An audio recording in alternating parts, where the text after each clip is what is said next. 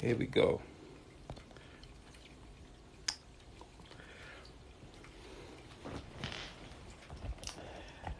All right. So, Shayla, what's poppin'? What's going on? How you? What's good, bro? How you? I'm solid, man. Just finished working out, something in a little bit of the ether through my body, you know. Type shit, getting the liver right. For sure. Then I sweat out pollutants, everything. Whole nine. Type shit. All right, before we get it popping on, let me bless the aura real quick with this singing bowl. You feel me? Get it right. You feel me? Get the vibes right. Need it. Frequency singing. So this a heart chakra sound bowl. Cause we gotta be on the right frequency when we sharing information. We're not coming from the heart. Ain't even no point of talking. That's a fact. You feel me? Nothing but genuine intentions at all times.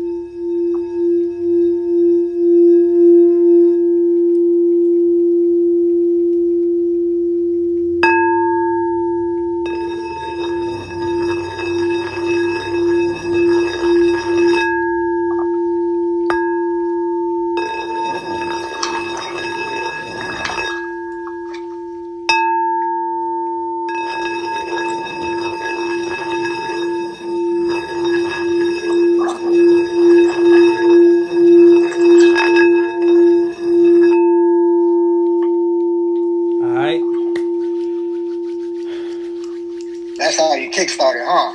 That's the real way to kickstart it. Yeah. Kickstart it with a clearing. You feel me? And if anybody needs education on the science behind the singing bowl, the sound bowl, you feel me? You want to share what you know about that? So I've been wanting the sound bowl for a while. I'm actually behind on my healing instruments, such as sound bowls. But I'm aware the sound bowls, I really want a tuning fork. And it's crazy because I just recently learned something about not just those sound instruments, but even stuff like chimes. You know, like the wind chimes and stuff that people put on their door. They say they put it there because it's an energy clearer. And I didn't even know that. And it's like just sound healing frequency. So type shit. Trying to get more into it. Type. Like, you making me want to pull shit out there, but I don't even want to do that right now because I'm going to stay on camera.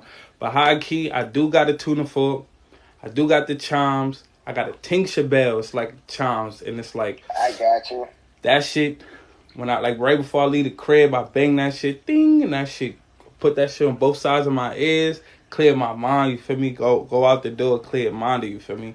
Sound healing is a really, really important tool type shit. You feel me? So and you probably already know, not to cut you off, but that's why they be having those bells at the top of those big churches. Type shit. That's what the sound bells is for too, for the church scene. So. Type. To make sure they put people in the right mindset when they come in there, they got them. You feel me? Sure, yeah, for sure. They got them on the frequency, you feel me? So there's a book I read last year, and that's what tapped me into the singing bowls or the sound bowls, whatever you want to call them. It's called The Healing Power of Sound by Mitchell L. Gaynor. And this nigga was a fucking, he was a doctor. I'm trying to think of the right type of doctor though. So I don't mix it up. He was a doctor. I can't remember the term. I will remember when I remember it. For sure. But he was a type of doctor you go to see whenever you had a terminal illness. You feel me? Period. So he didn't see niggas with colds and broken bones. He saw niggas with terminal illnesses. You feel me? The stuff that nobody else wanted to even deal with. When you got a few months to live, this is the nigga you seen. Yeah. You feel me? So high key, he would see so many patients come in, you know, get they 3 to 6 months and they out of there. And you know that shit could take a toll on you mentally if you just seeing so much death. You feel me? Yeah. So what he decided to do was incorporate natural holistic healing practices in the way he cared for the patients that he saw. You feel me? So he started doing things such as meditation, visualizations, and affirmations with him. And then one day, some Tibetan nigga, he had a Tibetan patient who was about to die. Tibet monks, like the Tibet monks. And he was like, and he asked him, you know, like, do you mind doing some chanting and sound healing with me? Like, the Tibetan dude asked the doctor that, can they do that? You feel me? Because he noticed the doctor was into meditation, visualization, and shit like that. So he like, you know, like, this is making me realize what my practices that I haven't been doing in so long. I haven't been keeping up with my spiritual practices. And the fact that you on this holistic shit, do you mind doing some chanting and singing and shit with me? So that was the first time he did the sound bowling, because the nigga introduced him to it. You feel me? His patient introduced him to it. And that patient ended up continuing the sound bowl healing and shit. He got back on his shit and healed himself. Like, he ain't died. Like, everybody coming there, they die in 6 months. Son didn't die. You feel me? The dude from Tibet healed himself. Yeah, the dude from Tibet. He died eventually, but he lived like 5-10 more years. Like, you feel me? He, instead of him going out in 3 to 6 months, he lived like a good 5-10 more years type shit. Like, you feel me? Like, he really started healing type shit. He had the illness, but he didn't die like all of his patients was dying. So from there on, Dr. Mitchell L. Gaynor tapped in and started doing the sound bowl healing with his patients. And then he started to have a higher turnover rate of niggas who were surviving.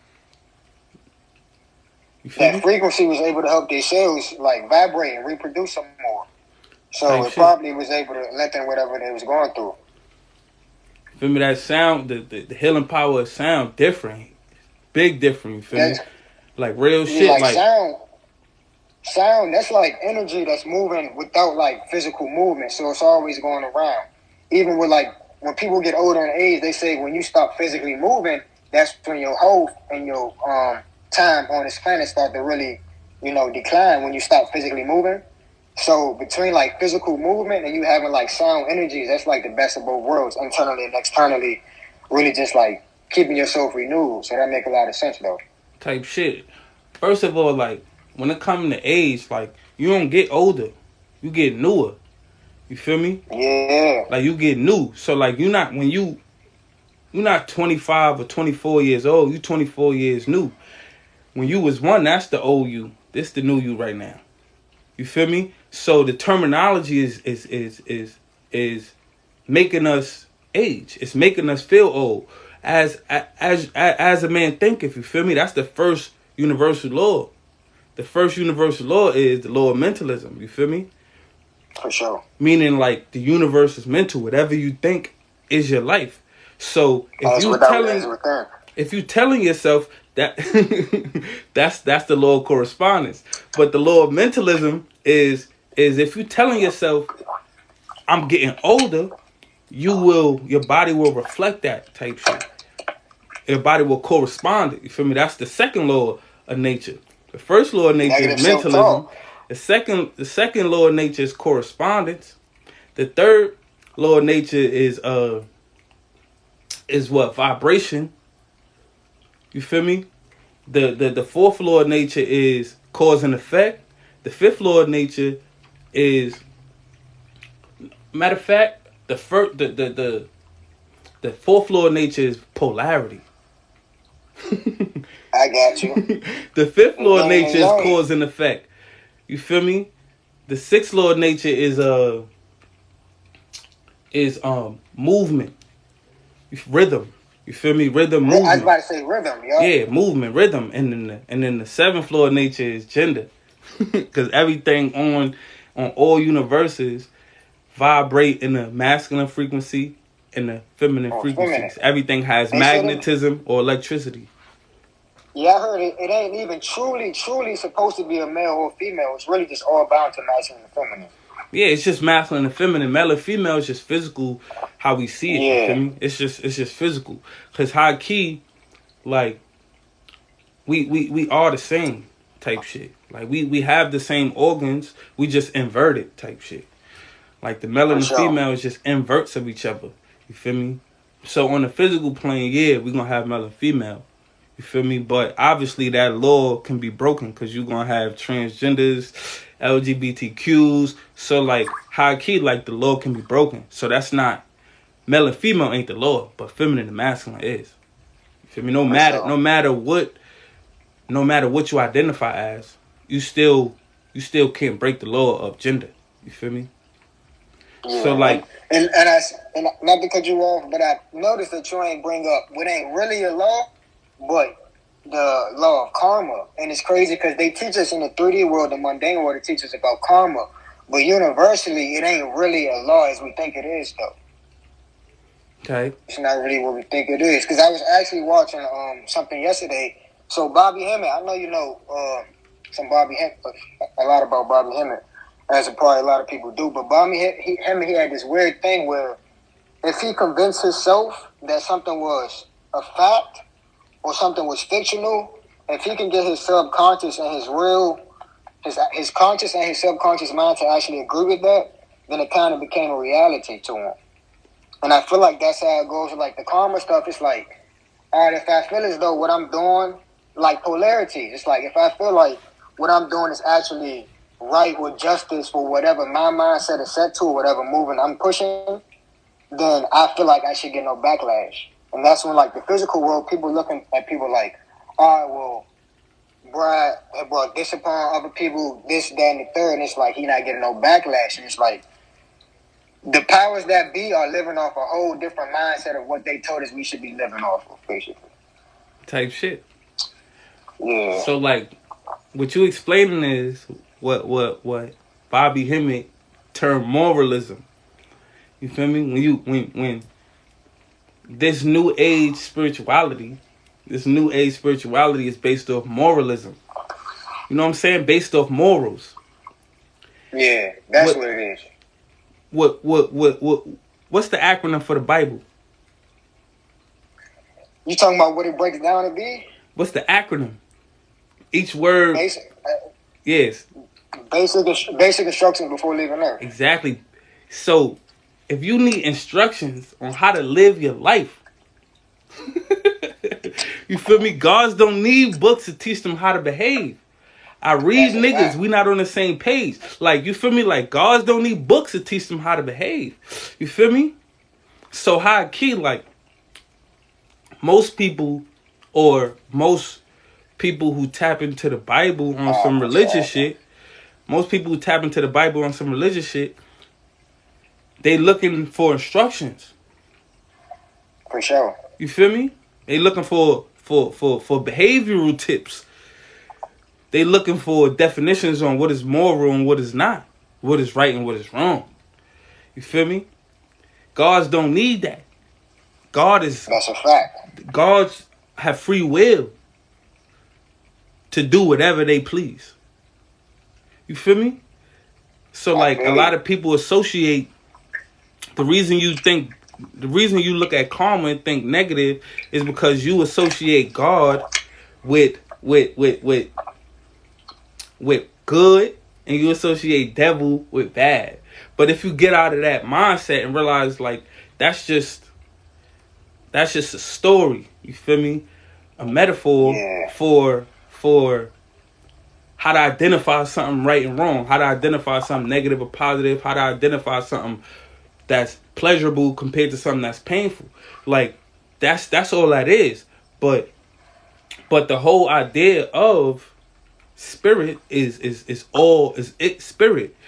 You know, it's all omniscient. You feel me? So, you know, that same book, that same Bible tell you that God is a jealous God, but tell you that jealous is one of the 7 deadly sins. So it's like high key, you should know that like you gotta be able to decipher the Bible. You gotta be on that type of time and like, hold on. If God could be jealous, but jealous is a sin, that I need to be God, so I ain't gotta worry about sinning. So I ain't gotta worry about being jealous. So I could be jealous and not get, you know what I'm saying, punished for it, type shit. I feel you. And then with the Bible, it's like you really got to know how to read the Bible because you got to be able to decipher when the God they're talking about is actually like the Most High, or but I'm gonna get into that too, or they talking about God that's really, because they said in the Bible God killed more people than the devil did, and it's like nah, the God in the Bible is actually two different people or two different beings, just going by different names. So the person that's ever loving, ever knowing, ain't. How could he be jealous? So that's obviously not talking about God. It's talking about what we call Satan. And it's a lot of stuff to the Bible. You really gotta know how to read it. Really gotta know how to read that shit. Type. Like this right here. The Lord's Prayer. I got Psalms 23. Those are two of my favorite passages from the Bible. My favorite mantras. You feel me? Yeah. And then you also got Psalms. What's that? 82. You feel me? You got it's a prayer. It's a prayer because in the Christian community, in the Christian religion, everybody really shares the same prayer. But I was watching a video last night. So the prayer that all the children usually go to sleep to is, what is it? Now let me down to sleep. I pray the Lord my soul to take. If I should die before I wake, I pray my Lord my soul to keep. And being younger, it's like, all right, I'm realized as a not knowing I'm God, I'm my own keeper. I'm going to sleep, basically saying I need somebody to guard my soul for me, or I'm giving it away to the Lord. And it's like, why do the Lord need my soul? And I also realized, I just learned that everything that's a ritual or a spell usually rhymes. And it's like, you're going to sleep giving the Lord your soul, but is that really the Lord? Like, who are you really submitting to before you go to sleep? Right. So that's how they really be planning your mentals and shit.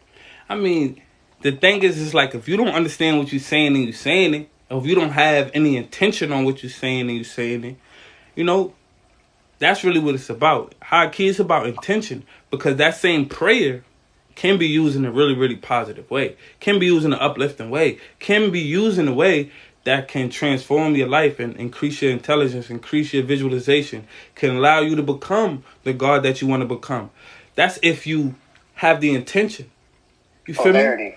Yeah. It's all about your intention. So if you perceive a God to be outside of you and have to look after you, then that prayer is giving away your power. But if you perceive God to be you, and you are just telling your higher self to look after your soul, to hold you down, then that prayer could be great.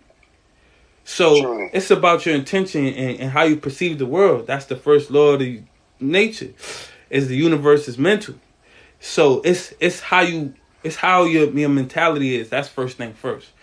You feel me? So when we kids and we grow up in societies where we're not really given a choice on how to express ourselves spiritually, it's just like whatever daddy or mommy say. You know what I'm saying? They go to church, they go to the mosque, they go to the temples. Then we just on that type of timing. But if we were allowed free will to think about it, you feel me, to consider the question, you feel me, then we would be able to create our own mentality based on spirituality. But high key, so that like that prayer it could lead people down the wrong path, but it's on your mindset. Like I was telling Sade before we started the conversation, was she's about to graduate from college this week, and it's the same thing. It's college. It's like the whole system it could eat you. Like you can become miseducated going to college, but if you got the right mindset, you know how to decipher that information and use it for your for greater good. So is college wrong, or is the mindset of the people going into it wrong? You feel me? You're right. It's the mindset. So it's the mindset. It's the mindset we was given, and that's where it starts with our programming. You feel me? That's where it really starts. You feel me?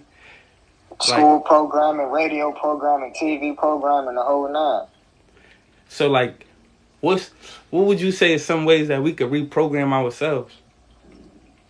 Reprogramming yourself, a big thing personally in my life is solitude.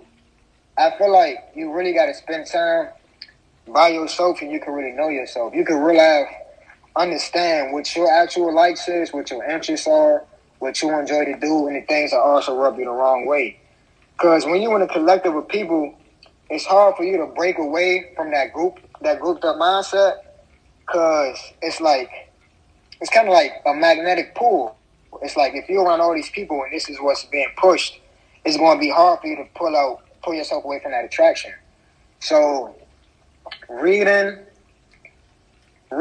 solitude, and also I feel like, so you need to start learning how to answer your own questions. And I feel like when you get the power of learning your own question, being able to answer your own questions, like that self-learning and self-teaching, you can really start breaking away from stuff. Because it's like, all right, I could, like, bruh, say I go down your page, and I'm like, all right, bruh, what's this? I shoot you a question. That's taking away the ability that I can go get online. I can research YouTube, Google, Instagram. And that literally takes you from, it's like connecting a dot. And the thing is, when you come into new information with knowledge, the difference that I learned between knowledge, like true intelligence, and information or data is when you learn true knowledge, it's like really like mind blowing to you because you like coming into something new. Whereas though you learn something that ain't really real information, it's kind of just data. It's kind of like they just like rearranging the numbers or rearranging the words and tell you something that you just ain't come across yet. But when you come across knowledge, you fuck around. This is how it happened with me during my journey, in the beginning of my journey. I would read something out of interest and having a question. I might not understand it that day, but I'm not going to give up because I'm for the betterment, improvement for yourself. It's not just becoming like, all right, I want to become a better person, or I want to like open my mind. So this where I'm at today, this where I'm at tomorrow. So you literally connect the dots, article to article, page by page, and stuff just start clicking. Like a wave, that's how you create what they call neural pathways or wavelengths, because you're literally creating pathways by the dots. And every time you learn something, it might take you a couple weeks, a few months, and you're like, damn, what I read 2 months ago, I completely understand now. And that's the power of what they call autodidact. You're literally teaching yourself. You're teaching yourself. Okay. And that's why they keep us in school with a set education system. And then the education system, they have us move on. They teach us how you move on with the curriculum, no matter if your students passing or understand it or not. So if you got 80% of your students passing and 20% of them failing, when your teachers get together and have that conference, they're going to be like, we don't care about Lil Ben, we don't care about Lil John, we don't care about Lil James. If they don't get it, they don't get it. And then that creates a barrier in your brain, and you just feel like you can't learn. You're not learning fast enough, or you just feel like you don't got the power to learn. So it really starts with yourself. You got to teach it. You got to understand and know that you can teach yourself shit, and you can really understand. So that's what I want to say. No doubt. I think when it comes to reprogramming, first of all, I think reprogramming is not for everybody. I think, there are people that's meant to vibe with the program. You feel me? Rat race. Yeah, like whatever you want to call it. Like I just think that it's just a space for them. It's a space for people who meant to vibe with the program, and like this, it's polarity. You feel me? But second of all, I think when it comes to those who need the reprogramming and want the reprogramming, those who deserve the reprogram, those who desire the reprogramming of themselves, you got to realize that you've been programmed first of all, that you're not really functioning on your own desires, your own morals, your own values. You got to realize that you've been given a way of life. You feel me? For sure. And when you realize that, the flame inside of you to reprogram would start to burn. Start heating up. Yeah, type shit. And it gets hotter and hotter and the flame gets bigger, because the more you reprogram, the more you realize that you're programmed. You feel me? So it's you know, no matter how long you've been on the journey, there's gonna be things that you still are working on reprogramming. It's gonna be things that you still are working on. Like, you feel me? So when they say, like, you know, do you know yourself? It's like, how much time are you taking to get to know yourself continually? Like, you know what I'm saying? Like, do you know yourself should be like, are you knowing yourself? You feel me? Yeah. You know, because it's more of a verb than a it's not an end game. You feel me? Like, it's a continuous thing. So, like, getting to know yourself is a journey. You feel me? So I think that's number one, like, realizing that you've been programmed, you know. And one thing to, like, one tactic or one tool or one thing you can do to reprogram yourself is high key, like, I would say jump in. Like, jump in to the people that's been teaching for a while, and it's gonna blow your mind, because they're gonna say things that you're not gonna agree with because you don't understand it yet, and they might seem off. But if you have an open mind and an open heart, you'll be at least able to question things. Like you said, like, I didn't get it in. I read this book 2 months ago, but I get it now. And if you had to have an open mind to wait for 2 months instead of just saying, nah, that's some bullshit. You feel me? I don't get this shit. This is some bullshit. So if you have the open mind and the open heart to allow yourself to understand things that you don't understand, it allows you to reprogram yourself. You feel me? Because it allows you to be like a student of life. So, like, but, like, I don't know, like, there's so many different ways to reprogram. I would say get into the different healing tactics: meditation, sound healing, reading, breath work, you know, exercising, changing the way you eat. You feel me? You don't got to go vegan or nothing like that, but just being food conscious, that it allows you to you know, just change something. Change the way you eat, like, a little bit. Like, okay, I'm gonna cut this out, or I'm gonna fast once a week, or I'm gonna fast once a month. You can eat the same foods you've been eating, but fast once a month and watch things change. Add something new to what you eat. Like, add probiotics, add moringa, add soursop tea. Like, just add something and allow things to you know, that reprogramming, right? That, you know, that'll work long term.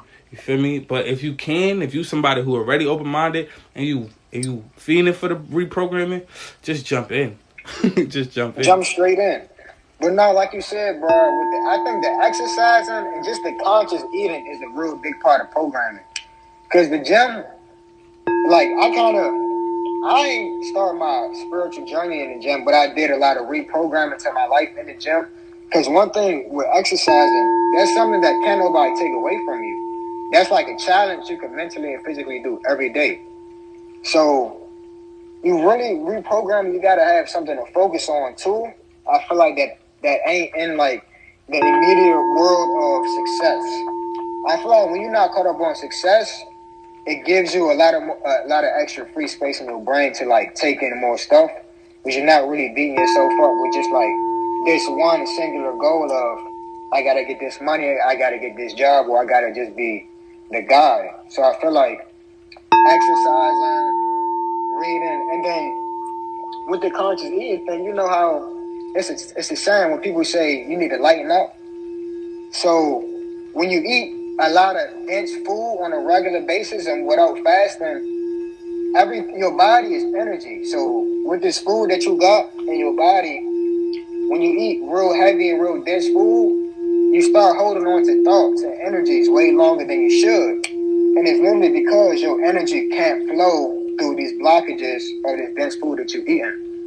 That's why when people go on a fast, when people go on cleanses, the first thing they notice is not just the energy, but just the clear mind. And it's like, nah, bro, you literally, just imagine your food travel from your mouth to where it comes out, your waist. Your thoughts start from the top of your head, and just imagine your thoughts got to travel too.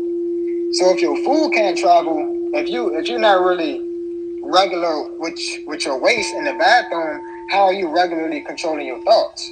So that's why you got bad thoughts coming in, and you can't even get rid of them because you backed up mentally, physically, cellularly. It's like a whole situation, bro.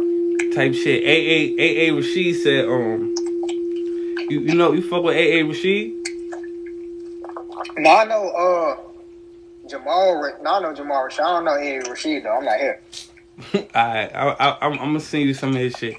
A Rashid, he broke down the aura. You feel me? He broke down how your auric field. BT, what's happening? How your auric field is about 5 feet from your stomach in diameter, like it surrounds your stomach. You feel That's me? why they did that 6 feet COVID shit too. That 6 feet away shit, they don't want you to interact with motherfuckers in the energy field. High key, that is important because, you know what I'm saying? Like I'm gonna keep this live up, so I ain't even gonna talk about that. I want to shut my shit down. Nah, I feel you. You feel me? But for the sake of keeping the shit up, whatever we say for whoever tapped in y'all Instagram monitors, whatever we say about anything controversial, this is for parody. We have the right to share what we want to share for parody purposes. So entertainment only. You feel me? For entertainment and parody purposes. Alright, but anyways, so you was talking about the auric field. The auric field, yeah. So high key, like A Rashid broke down how people who go into depression, like he said, this is not me, this is not, so nobody get offended if you suffer from depression or whatever. But high key, like he broke down how like you when you say it out your mouth, like I'm depressed and I'm hurt and I just can't think straight, you're talking shit. You're talking shit. You feel me? You have shit in you that haven't come out and you're speaking it. You're backed up with waste. You're backed up with waste. And because you're backed up with waste that you haven't eliminated, you're feeling the waste. You're feeling like a piece of shit. You're feeling like you're wasting time. You're feeling like you're wasting your life. You're feeling like you're like exact. So you have waste in you. You feel me? That's literally eating at you. It's eating at your intestinal lining. It's eating at your gut. You feel me? So like, watch what you eat before it eats you. And one thing that I recommend this for people who, have many issues. You feel me? And one of them are, nervousness, anxiety, and depression. I recommend probiotics. You feel me? I recommend probiotics, bro. Because probiotics is, good bacteria. Good gut bacteria. Happy gut, happy brain. Your immune system, 70% or 85% of your immune system is in your gut. 70% of your serotonin is made in your gut. That's why they call it the central nervous system. We think that's in the top of our spine. That's a nervous, but the central, that's why it's central. So your central nervous system is your stomach. A lot of shit we don't know though. They don't tell us. We gotta figure it out. So high key, you what probiotics does is you allow the good bacteria to fight off the bad bacteria. And if 85% of your immune system is in your gut, then that means you might want good bacteria in your gut all the time. Because when you get sick, what happens is your gut creates probiotics. It creates good bacteria. And if you get, it doesn't matter if you get a cold, a nasal cold or a cough, the first thing that happens is your gut creates the bacteria. Be like, oh shit, I send some mucus in the nose, creates the good bacteria in the gut, and sends it up to the nose, and now you done sneezing and getting it all out. If you get, something wrong with your heart, something wrong with your arm, whatever you get, the bacteria is created in your gut. A different bacteria for whatever specific illness, disease that you're feeling. whatever specific sickness you're feeling. It's all created in your gut. So if you keep probiotics in you, it highly, you know what I'm saying, reduces the chances of you getting sick and you having many things, and it can even reverse a lot of shit that we don't, that, you know what I'm saying, that niggas ain't talking about. It can reverse a lot of shit. You feel me? So that's one thing I recommend for you know what I'm saying, for niggas who's trying to change the way they eat type shit and become more food conscious. Like, just tap into probiotics. I don't recommend like the probiotic pills, but you know, like, if that's what you could find, do that. I recommend the powders, the teas, and the smoothies. You feel me? The little yogurts. I don't know. Like, it's crazy. It's a little prebiotic yogurt I fuck with, but I don't feel like it do too much good. I feel like it's just like a pretty product, but it don't do too much. Now you need a lot of that shit. You feel me? Anything that they be like, yo, take one serving, I'm taking 3. Yeah. Like, I'm. You need the probiotics. You need the ginger, all that shit. For real, because niggas be talking like when you go to the when you go get food, high key we eat too much. Sure, the meals be big as shit, and we be little as we be skinny. I'm skinny as a motherfucker, eating mad food, like eating a whole big ass plate of food. Niggas don't think, should I be eating 2 burgers and some fries? But the minute you tell niggas, drink this probiotic smoothie, should I drink 2 of them in a day? Like, nigga, you ain't question should you eat. For sure. You know what I'm saying? Too much fries, but you questioning should you drink too much spirulina. And this the thing, like, with our portion sizes. So, bruh, this is right here. So, this right here, this is your torso. This your belly. This ain't your stomach. Your food don't sit in here. Your food sits in this your stomach right here. Tight. Right under your chest. This is how much food you can hold at a time. If you overfeed this motherfucker, that's when you start having leaky gut and you start having food that spills out into other places.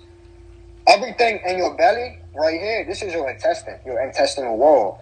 And see, just to go on like a quick fitness tip, you ever heard of obliques, what is it called, love handles, right? So even when people get in like better shape and they lose weight and stuff, like from physically working out, people tend to still have love handles in those obliques. And what I tell people in training, I'm like, dog, you can't exercise those obliques away because that's literally, it's basically your intestines pushing against your side. The only way you can fix that is through fasting. And you got to literally let that old waste break down and break down and break down. It's not nothing you can just crunch away. Type shit. Shit is like, so that's what happens when we overfill ourselves. It has to go somewhere and it gets lodged into places. And we just think it's normal. It's like, nah, it's not normal, bro. Same thing with the itis. Like, we think we get I am vegan, but we do. A lot of people think you get the itis because you eat meat, potatoes, and you might eat meat, potatoes, and some, but it ain't really the food you ate. It's probably the food you ate and the amount you have of that food because you're overfeeding. Your body can't digest that stuff at one time. Word, so your ass is getting sleepy because your body's using a lot of fucking energy. So, like, vegans still get the itis, nigga. Like, because niggas, everybody, mostly all of us overeat when we eat. Like, most of us get big portions of food type shit. Like, we eat big portions. And this is why, like, with me, like, I don't,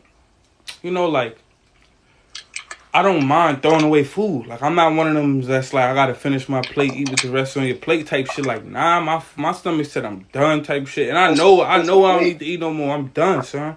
Simple. I paid for it. I could throw this shit away. Fuck you mean? So, like, I don't mind throwing away food. Like, I'm not one that has that belief that, like, you shouldn't throw away food. Like, high key, it is what it is. Like, I'm not gonna overfeed myself. You feel me? Like, I'm not gonna say I'm not gonna overfeed myself because a lot of times I overeat too. You feel me? Yeah, the days I overeat, that give me a big platter. That probably be the only thing. If I overeat, that probably be the only thing I eat all day. Yeah, but I try not to. Like, I highly try not to overfeed myself. I try to listen to my body. Yeah, it's good. I'm looking at it like, damn, it's a lot left. But nah, it's quiet. I gotta throw this shit out. I'm done. And another thing too, when you eat smaller, so instead of eating like 3 main meals, it's probably ain't as convenient. But if you eat smaller meals, like take your three meals, right? And just say you split them up into like 5 or 6, or maybe just 4 smaller meals. It boosts your metabolism and it keeps your body able to burn off more food because it's working by knowing that it has to process some more food, but it's processing an amount of food that it can actually handle. Instead of saying, let me give you this full bowl of this food, I'm gonna give you 2 to 3 hours to break it down. And if you don't, I'm gonna just give you some more. It kind of keeps you on that schedule, like every 2 to 3 hours, a little meal. And that shit'll keep you going. Like Type on shit. some eat to live type shit. High key, I don't even remember the last time I was hungry. Niggas just Bro, eating off automation, auto suggestion right now. Like real shit. Like I fasted like 3 days straight, no nothing, no water, no nothing, and I wasn't hungry at all. And I'm wondering like, yo, what the fuck? Like when am I gonna be hungry? So I think that a lot of us, you know what I'm saying? Like I know I ain't the only one who not hungry and just eating because we used to it. You feel me? And just eating because it's automation, it's auto suggestion, like it's just a habit, like we're just used to eating. But real talk, I don't remember the last time I was hungry. Thirsty, yeah, like you feel me? The mouth get dry, you want some water, regular. Like when I was fasting, it was times I was just like, just rinse my mouth with some water because my mouth was getting dry. But like actually hungry, like I'm trying to remember the last time, and I just eat because it's like it's just you know what I'm saying? Shit smell good, shit look good, like real shit. When is the last time niggas was hungry, bro? That's a fact. Like I think I told you before, like even when you're around people, like say you had a job or something, everybody really is complaining because they gotta have this meal before they get to work. They gotta have this meal at lunch, or they just can't function. And like, bro, literally the same way. I don't know if it was this year, but I'm pretty sure it was last year in the year 2021. It was a day I set to myself and I just said, I don't eat as much as I did before, but hey, bro, I really don't get hungry.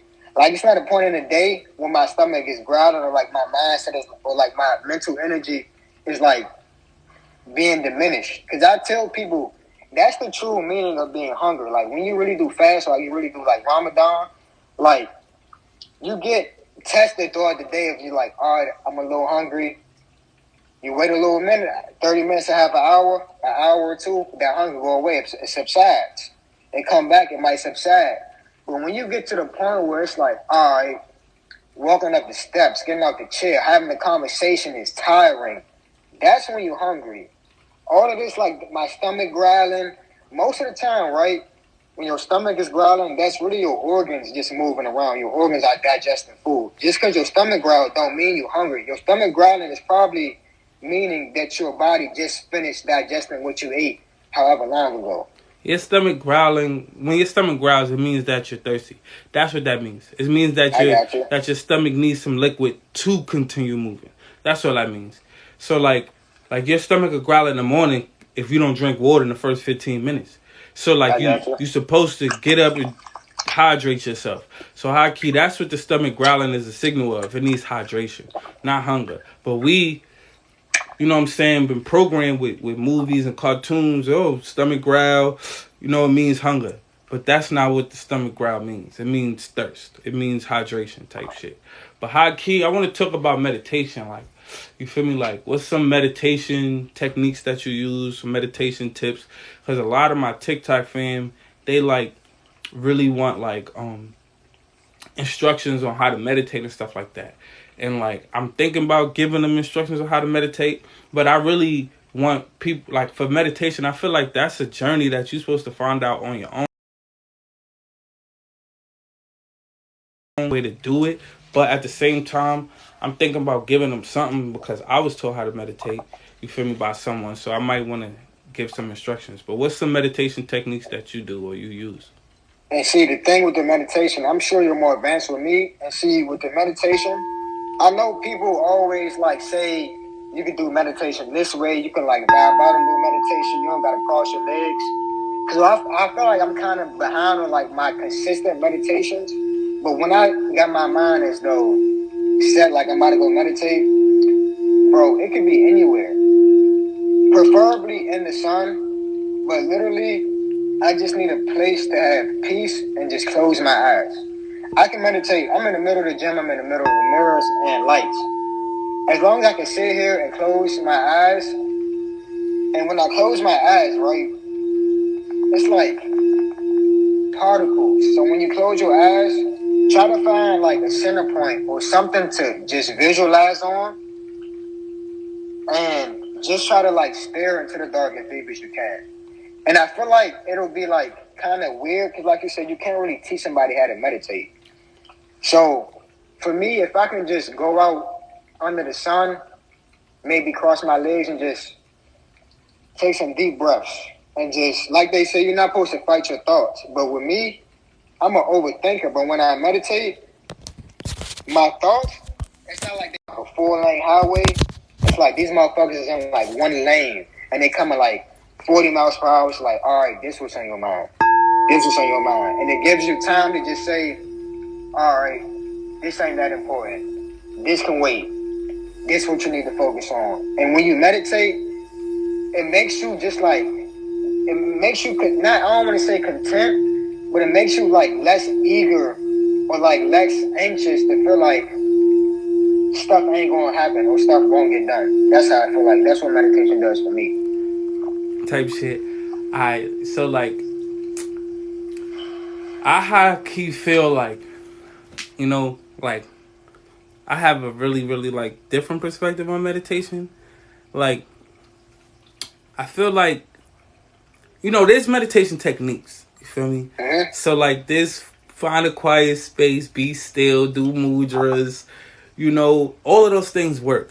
You know, be in the grass, sit by a tree, you know, take off your socks, put your feet in the dirt. Oh, Hockey, we could talk about some of that science later, but when it comes to meditation, I feel like, and I was telling myself this for like a month, like at least 2-3 weeks. Like, I want to do this meditation challenge where I go to places in public that's really crowded and meditate. Because that's kind of what life is about. Like, life isn't about being alone. You're not in this world alone. nah. You know, you want to be able to control yourself and be in harmony when you're around people. You feel me? For sure. You want to be able to be in harmony with people in your environment. So when you go to the mall and there's people walking by and somebody brushing your shoulder, you know what I'm saying, and you listen to you eavesdropping on certain conversation, you ain't liking what you're hearing. You know what I'm saying? Like, you want to be able to be less sensitive to those type of vibrations. You want to be able to be strong and centered in those type of environments. So that way it doesn't get to you. It doesn't bother you. You're able to still smile. You're able to still stay calm. You know, some people get anxiety going around a lot of people. So like, my meditation challenge that I'm going to start is I'm going to go to places and I'm going to meditate in the middle of a mall. You know what I'm saying? I'm going to meditate in the middle of a park filled with kids and families, crowded. I want to meditate in the most crowded places. You feel me? Because that's what meditation is. That's true control. You want to be able to be aware of your environment and not be attacked by it. A victim of it. And like you just said, with being brushed off, meditation teaches you how to put out your own fire or just keep it to a certain level. You know, if you want to turn that shit up, you can turn it up. But it's on you. You want to be able to be aware of it. No matter if it's going up, down. It's like, just let my fire burn. You feel me? So I feel like when it comes to... This is why I'm like, you know, people have been like asking about like meditation instruction. And I'm just like, I don't want people to get the wrong idea about meditation. You feel me? Or a cliche idea about meditation. That's like, sit by yourself and, you know, fold your legs and be quiet. You know, and be still. And it's like, when you're meditating, it's okay to move. You feel me? Like, if you're meditating in the grass and a bug crawls on your foot, it's okay to wipe the shit off and continue meditating. If you know what I'm saying? If you're meditating in your room and somebody cuts on the TV in the next room and you happen to, you know what I'm saying, jerk at the bitch, that's fine. Can just get back in it. You feel me? A lot of us feel like we don't need interruption and we don't need certain sounds being made and all of this stuff. And that's not necessarily what meditation is about. You know what I'm saying? I'm about to go to the gym and meditate on that motherfucker. You know what I'm saying? For sure. And meditate in the middle of the gym. Actually, I I used to meditate in the gym. When I used to go to Blink Fitness, that was my favorite thing to do after working out. Like right after I worked out, I would do about 2-3 minutes of headstands, and then I would meditate in the gym. So that's that. So I kind of already started my meditation challenge, but I want to extend it. Meditate in a public train station. You know what I'm saying? Meditate on a bus. Meditate. You can meditate with your eyes open. And that shows you how, like, truly unbothered you can make yourself. It's like, really, like, how much can I really drown out? It's not about drowning stuff out, but it's like, how much of the BS can I drown out?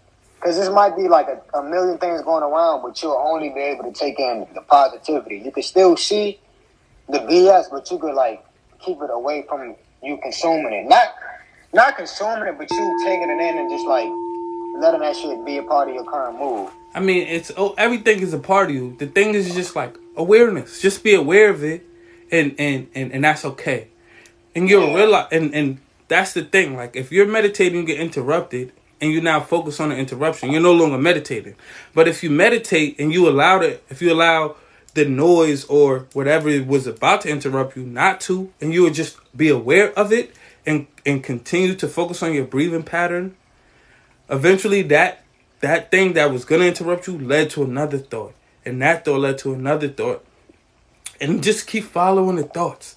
You know, you got some people be like, meditation about quieting the mind. Yeah, like, let the mind just be free. Like you said, instead of a two-way street or multi-lane highway, one lane. Just allow your thoughts to be on one path.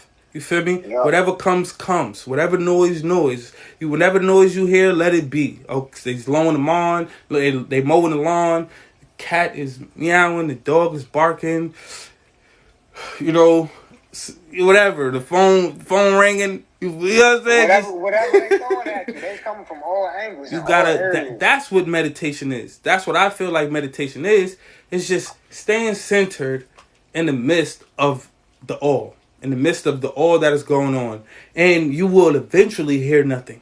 You will eventually hear nothing but your thoughts. You will eventually begin to allow your thoughts to move in a frequency where it feels like you're not even thinking. You will eventually hear nothing but breath. You will eventually begin to focus on your body, on your toes, on your fingers, on your nose. You will eventually be able to visualize. And that's what I think is real. It's real. One important thing when it comes to meditation is visualization.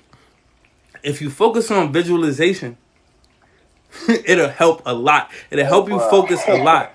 You feel me? So, like, there's so many things I like to visualize when I'm meditating. I like to visualize the air coming in my nose. Pick a specific color. Maybe it's blue air, purple air, green air. Yeah, and just coming in through the pores, all the pores, not even. I like to visualize bubbles, you know, or just a protective bubble being around me, blocking shit off.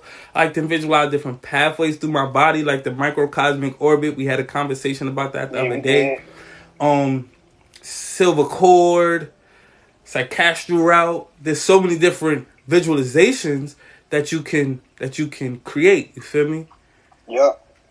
And there's also different mantras too. But that's, I don't know. I feel like that's sacred. I don't know if I'm, you know what I'm saying? If they ready to hear that, I might tell you that one-on-one. One-on-one. Yeah, but there's certain ways to visualize mantras that's different.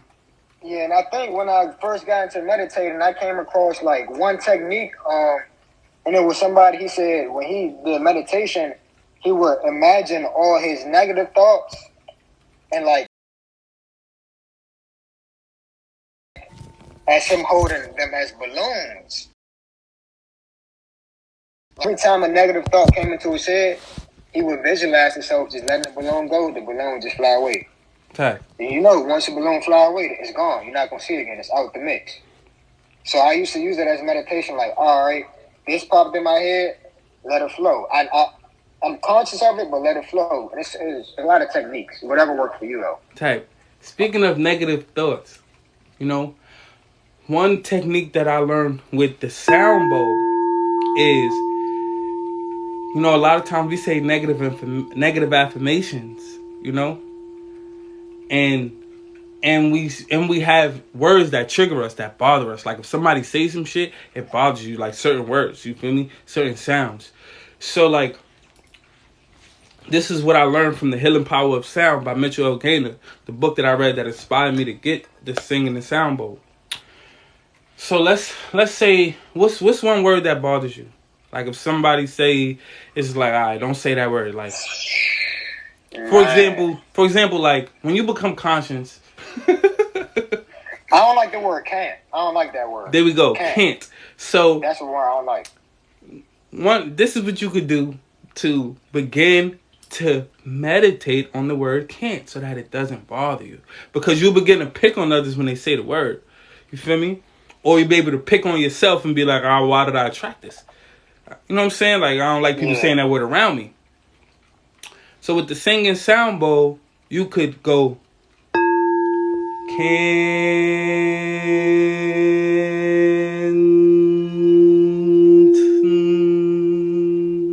singing bowl. You can put an M at the end of it. Put an M at any word that bothers you. So if it's can't, say can, chant can't, and then can't. And that sound will literally purify the word can't. It will purify it. So that way when you hear it, it purifies you. This bowl is made out of quartz crystal. I believe it. And quartz crystal is an intensifier. It intensifies anything that comes in the vibration of it, in the environment of it. So if you have a negative thought, quartz crystal will intensify it. If you purify the negative thought, it will intensify the purification of it. You feel me? So if you think good, then it would intensify your good thoughts. So high key, our name is one of those things that like if someone says your name in a certain tone, it can bother you. You feel me? Like, sure. like what's good, Benji? But if niggas be like, yo, Benji, like, yeah, you feel me? Like, it's like that. Like I'm not playing with you, Benji. Like, it's different now. So high key, you want to purify your name type shit. So that's one thing to do. You feel me? Is say your name with the sound bowl. Chant your shit. Chant your shit. You feel me? Chant your shit. Negative criticisms that you don't want to hear. Chant the shit and just play the bowl. Chant the shit. Your boss get on your nerves. You feel me? Chant the shit. Think certain thoughts. Think bothering thoughts. Think thoughts that bother you and play this sound bowl and chant while you thinking the negative thoughts. And you playing this bowl and it will purify the thoughts. This shit is powerful. This shit is powerful. I have a friend. A girl, she's not my girlfriend or nothing, but she had something. I think it's going. I got you. She had some shit called PCOS. Girls know what that is. That's polycystic ovary syndrome. That's when you got cysts on your motherfucking ovaries. You feel me? I know what from fucking with them birth control pills and shit like that. Uh-huh. She had that shit, and high key, doing exactly what I just told you. Put the shit over her fucking womb and playing the sound bowl and hitting them sounds. She ain't have a period in like 3 months before I did that shit. Did this little shit with her. She had a period the next day. Made her womb conscious. You know what I'm saying? She had a period like immediately like, oh, I don't know what you did. Like, nah, what you did. You were the one going, And one thing that I say when going, is to go high with it and then turn that. It becomes more powerful when you turn that to a laughter. So like,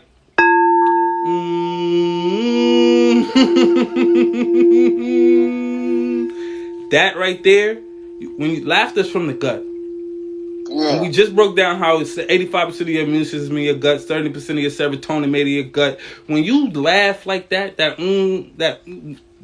shit is healing right there. I never thought about it like that. That shit right there is healing, like just shooting serotonin to your motherfucking brain. allowing your mood to change. You feel me? And a lot of us are having problems because the universe is mental. So if you mentally are feeling bad, it's harder for you to heal. Your whole being. Your whole being type shit. What's that movie with fucking the actor who Rob what's this nigga name? The nigga who committed suicide. I ain't want to say all of that, but high key. It's some back in the white guy. He pretty funny. The Joker joint?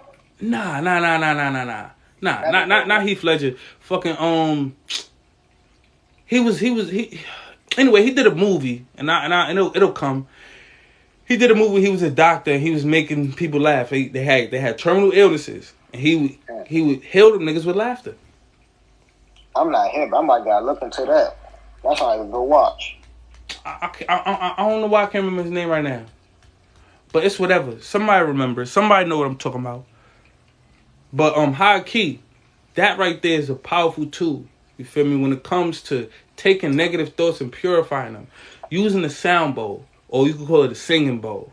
You feel me? They come in different frequencies. You feel me? They come in different frequencies. This is an F tone for the heart chakra. You can get any tone for any chakra.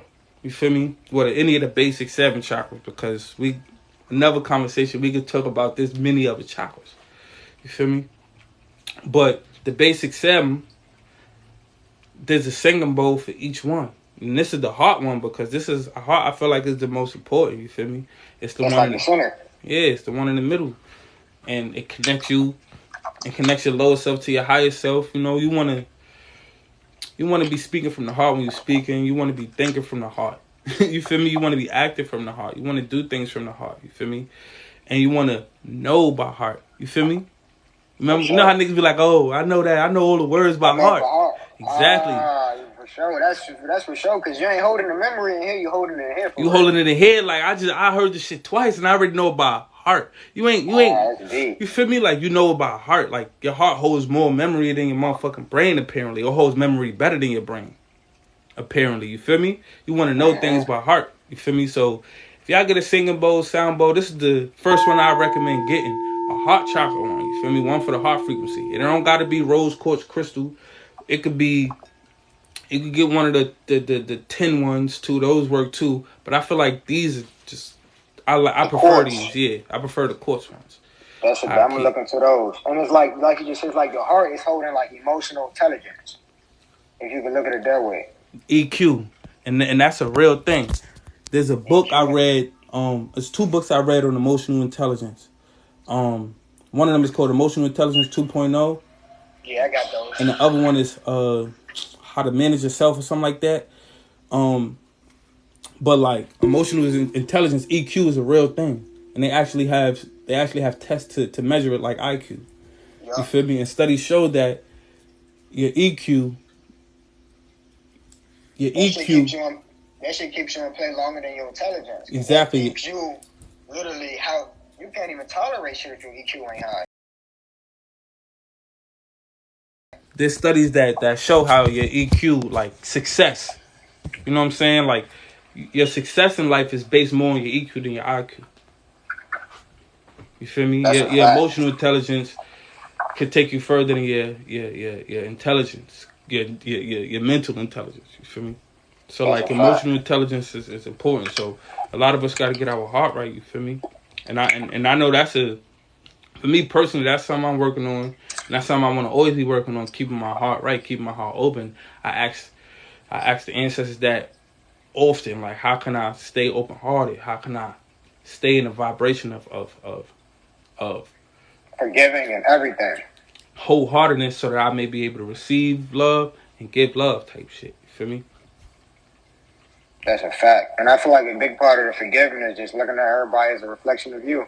Everybody is a reflection of you. Type. Just through different life choices, different environments, different family members. But if you line yourself up the exact same way, if I line myself up the same exact way another brother line himself up, we could be living the exact same life. You might look like the same damn person. That's why they say the more time you spend with people, y'all might end up even looking like each other. Not physically. Yeah. you know. But that's how it works. High key, like, I wanna talk about like what I want to talk about. I had some in mind. Oh yeah, so I want to talk about like the ancestors. Like, what type of ancestor work you be getting into? Man, Is it gonna flip around? No, it ain't. past lives and all type of stuff. I be thinking about it, trying to figure it out.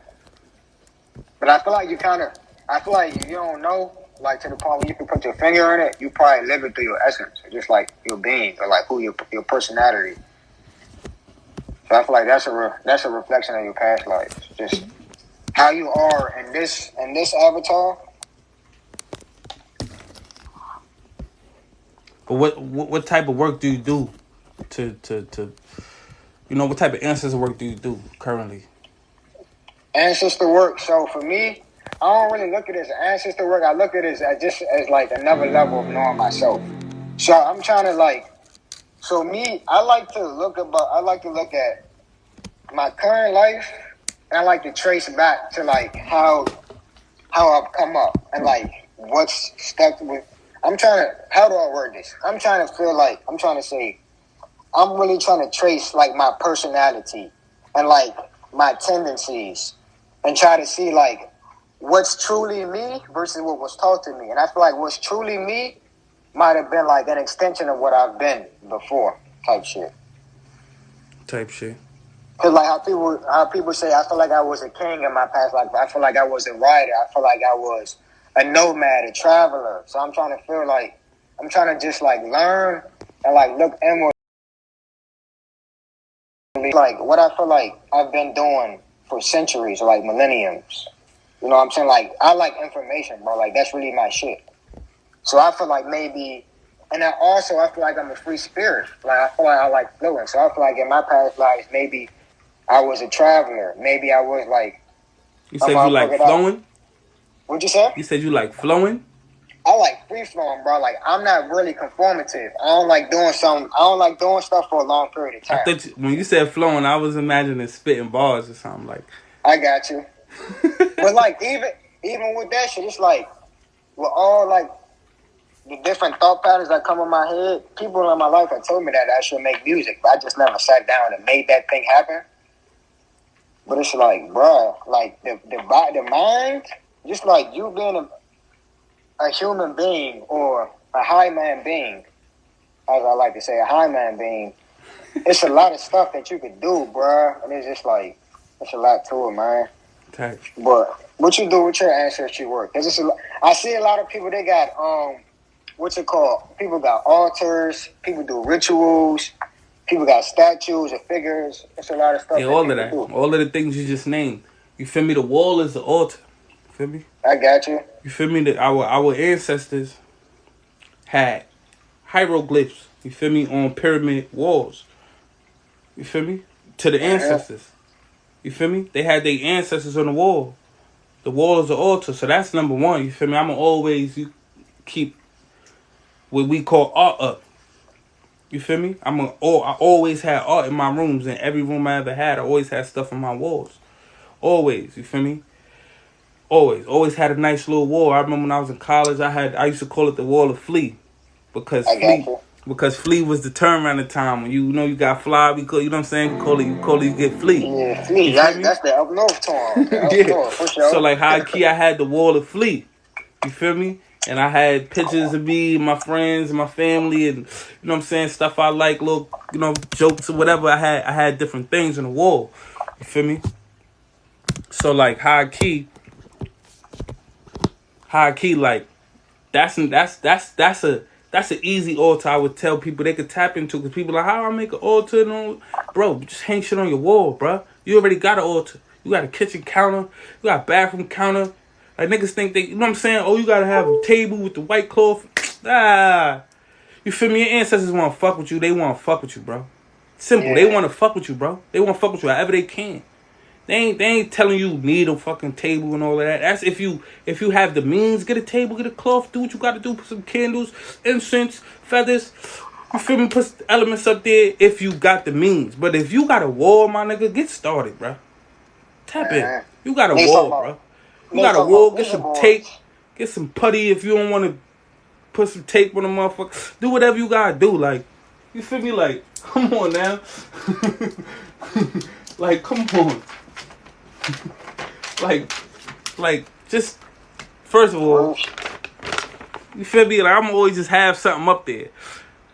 2 ways to look at life.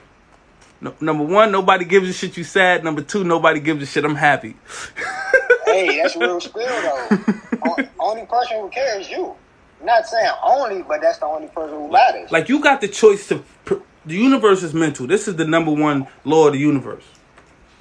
That's the number 1 law of the universe. How you perceive life creates your outcome. Creates your life for the day. So, however you want to do it, like, nobody gives a shit. No, nobody gives a shit. Ain't nobody give a shit. I don't. We good. Like, nobody give a shit. I'm good. Like, nobody give a fuck. So and shit, even though your happiest days, your most ballerific days, a motherfucker might not even notice you. But you still gotta know that, hey, bro, I'm balling. I feel like I'm the shit today. Do that shit. Period. Cause like even with social shit, people feel like if they don't people feel like if they can't capture a moment, they shouldn't even have the moment. It's like, nah, bro, you living for you. Live for yourself. Type shit. So that's one thing I do is ancestors.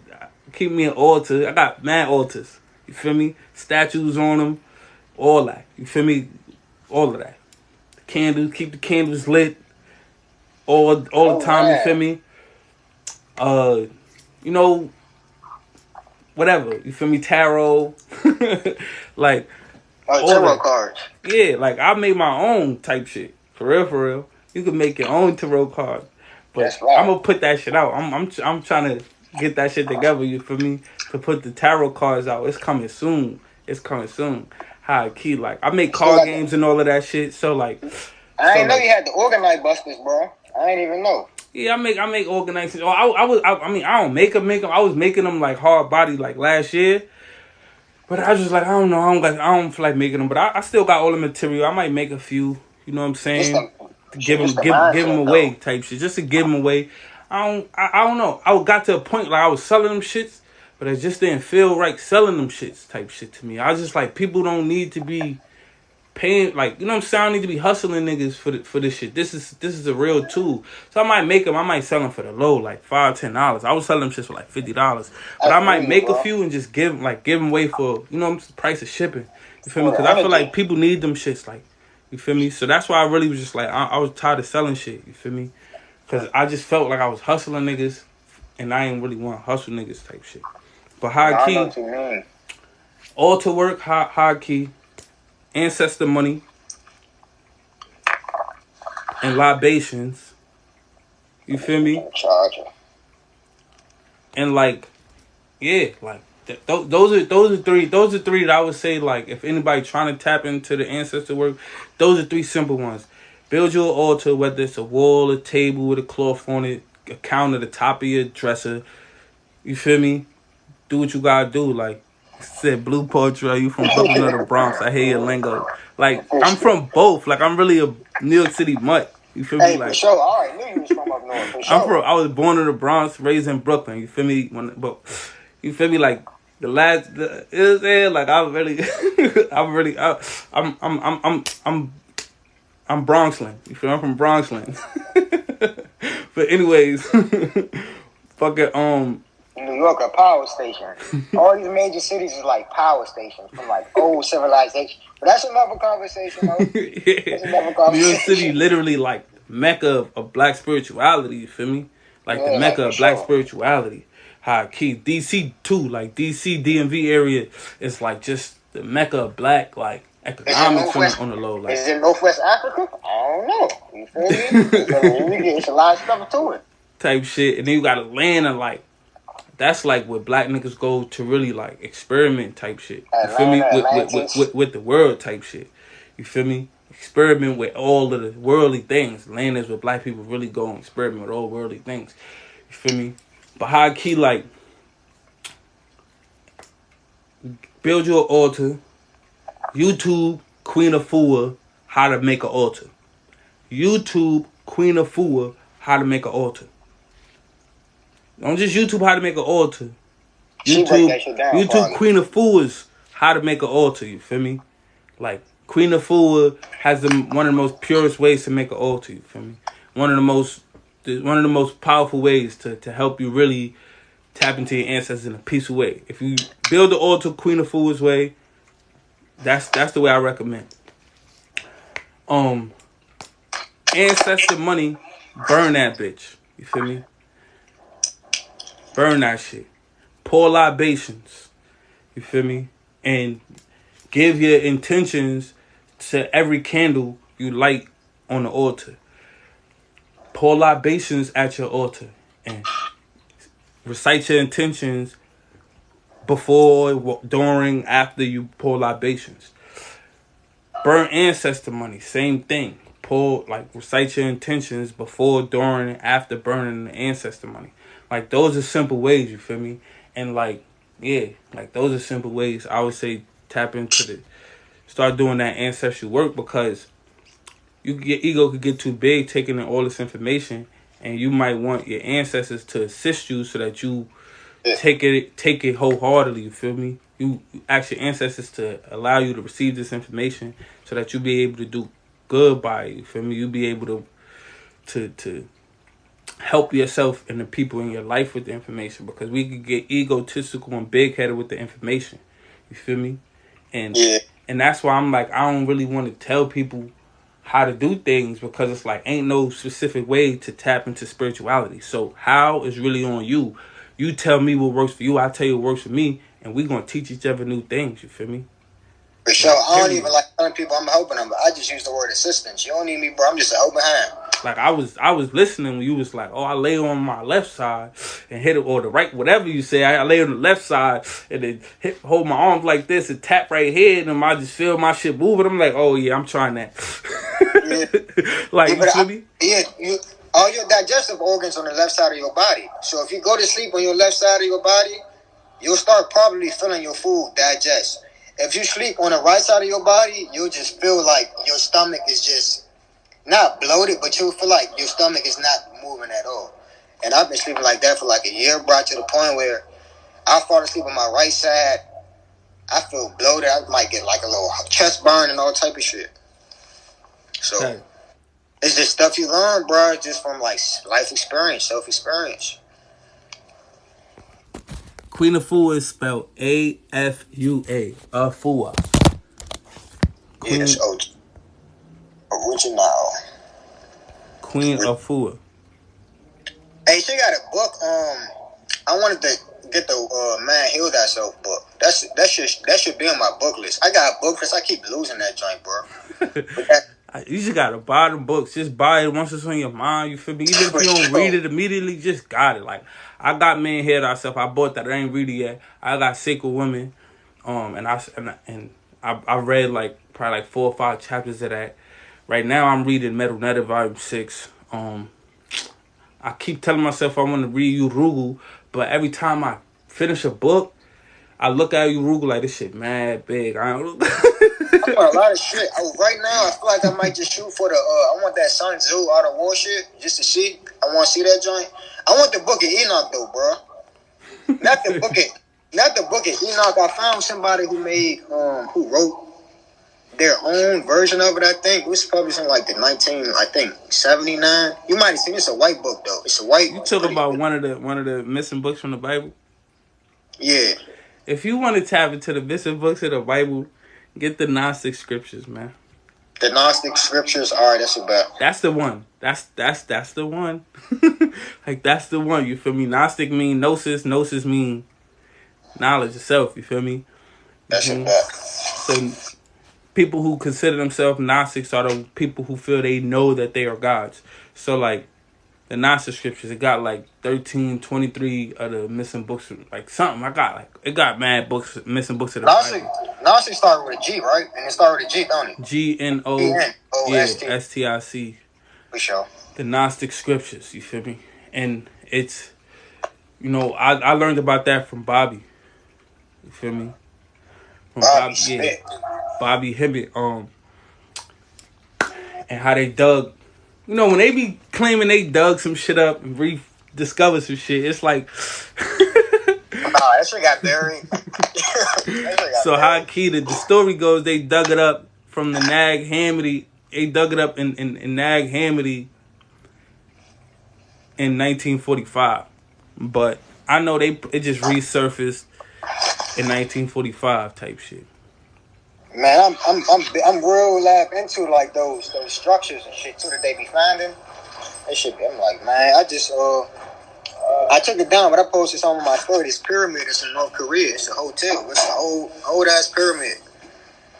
Type. And they said that they found it or they made it in like the 1970s, and they just came there. I'm like, nah, bro, it's been there. Yeah, they capped from like the flood, like that Noah's flood, like, you know. Type. So there's countless pyramids. You feel me? That's been built all over the world. You feel me?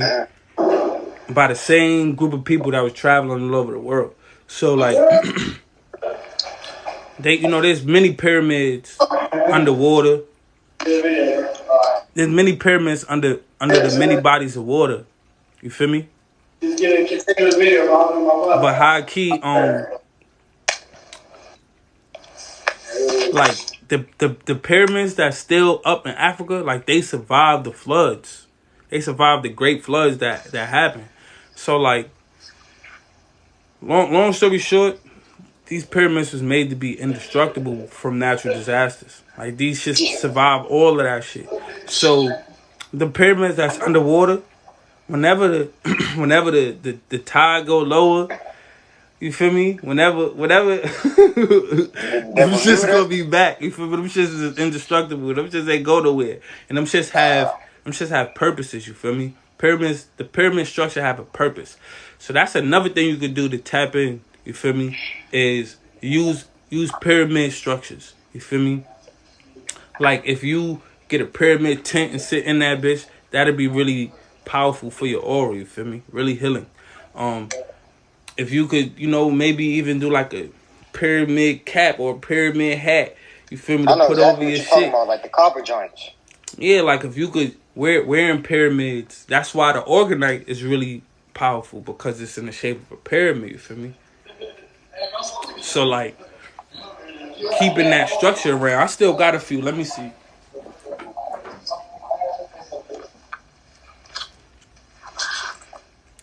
Yeah, that joint fly. You feel me? With the springs in it. And I actually got videos. I actually got instructional videos on how to make them shits on my YouTube. So yeah, I probably posted that shit probably like a year, like at least a year ago. Or maybe 2 years ago. I posted instructional videos on how to make it. Like I'm making it and I'll show you how to make it. So these are actually pretty simple to make. You feel me? If people wanted to make it them yourself. And that's what I really wanted. I was just making them to make the instructional videos so people could learn how to make it themselves. Because I don't want to be having to hustle people and selling them. Yeah. It's like just watch the video, tap in how to make it, and make it yourself with your energy, with your power. You feel me? And I showed them how to charge the crystals and all of that shit before they put it in there. You feel me? To make sure it's as powerful. You feel me? So like, for the love, we ain't no capitalists. We're not trying to be the capitalists. Yeah. So like that's it. I just wanted to make a few videos, show them how to make the organite pyramids. And they could tap in, because keeping pyramidal structures in your environment is a really, really powerful thing for me. Like, you could charge your crystals by waving them shits over this motherfucker. You could, I believe it. You know what I'm saying? Like, this, when it's a point out that motherfucker, that pretty much creates like a wand-like effect where you could kind of literally charge things that you pointed at. You feel me? So point this shit at your money and put increasing intentions in your money. You feel me? All different types of shit. So yeah, I'll post videos. I'll post the. Let me see, like how my YouTube is. You just look up Quindell Evans on YouTube, and you and then like when you find my page, just search Organite, and it'll show you how to how to make the organize. You feel me? Shit, now I'm gonna tap into that joint, bro. I've been knowing you for a little minute now, but I'm just now getting into your page. So I'm just checking your page. That shit, you feel me? So I'm gonna tap into the YouTube too. Type shit. I was just saying that for the followers, for the people who listen or who might watch it later. You feel me? Like, go to the YouTube, and that's how you will find how to make the organize. Cause, you know, I don't know if I want to make some more and sell it to y'all type shit. Yeah, that shit fire. One of my good people gave me the idea to start making them myself too. Like a couple of years ago, I ain't taken to like real consideration, but I used to do HVAC. So I used to do like the little brazing with the copper and shit. So okay. I thought about it. I don't know. Might reconsider it. For a hobby though. For a hobby first. You know what I'm saying? Type, I know you in the gym. You probably ready to get up out of that fucking locker room. Nah, you cool, man. We've been holding it down in the House of Mirrors and shit, but Okay. I'm wondering yeah, I'm in a whole just a little poser room. I'll show you this joint real quick. But I'm in this joint, House of Mirrors, by myself, really. It's cool because I was in here by myself the whole time. Oh, that's smooth. You got any questions, though? You got any questions you want to ask? Like, anything specific you want? Man, let me think, bro. I don't got questions. I be wondering if the people got questions. I also be wondering if people be wanting to, like, us to, like, touch on, like, certain topics. Hey, Personally, questions. I don't even got no questions, bro. I'm gonna just take all the info and just sleep on it. Let me see if the people got questions. Y'all got questions? Anything y'all want to ask? Let me see. Let me see if they really asked some questions. I wasn't reading the comments. If y'all got questions, y'all could definitely put them in. Whoever tapped in right now. But nah, what you saying? You want to do every Monday? What's your Monday today, right? Yeah, we could definitely do that. Yeah, we could do that for sure. All right, Chantel, what's your question?